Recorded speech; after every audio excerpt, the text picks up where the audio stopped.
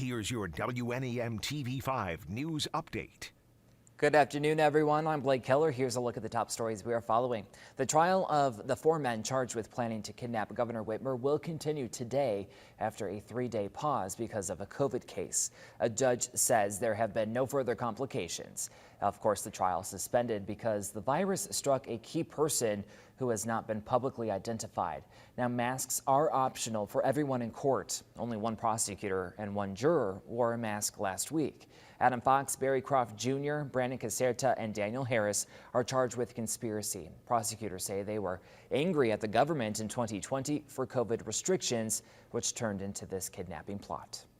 Attorney General Dana Nessel reminding you to be aware of scammers when receiving payments from auto insurers who are issuing those $400 per vehicle refund.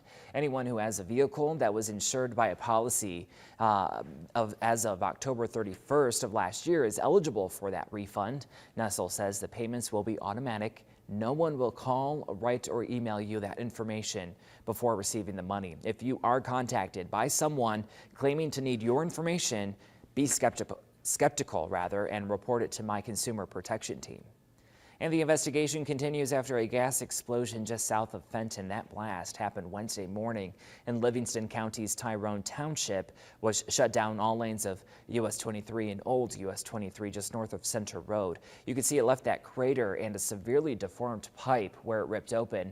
Consumers Energy tells us there was a leak in the natural gas transmission line, but no official word on what caused it.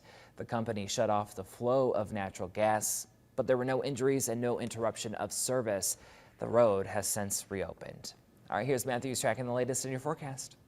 Thank you, Blake. Good Thursday afternoon. We're in for another milder day again for the St. Patrick's Day. Highs into the 60s and possibly even close to 70 degrees down near the Flint area. 64 for your high, even close to 65 around the Tri-Cities. Looking for a general mix of clouds and sun, possibly a light isolated shower this afternoon, but not looking to be a washout by any means. Here's a wider look at your high temperatures for today. Lakeshore communities also slightly cooler into the 50s, just like we saw on Wednesday due to some of the influence from Lake Huron. But overall, a nice mild day around the area. One thing to remember, though, these numbers, as nice as they are, around 20 to 25 degrees above normal for this time of year in mid-March. On your first Warn 5 Sky Tracker, we have a cold front off to our northwest. That'll be moving through. That's where that isolated shower chance comes from, but it's farther down that cold front over into the Rockies where we have a low pressure system that's continuing to brew there. That'll be moving in tomorrow evening, bringing us some more widespread rain. But for the rest of your day on this Thursday, your first Warn 5 hour by hour just shows more of those clouds moving in. We're still dry through the overnight, but continue with that just isolated shower chance, ever so small as it is.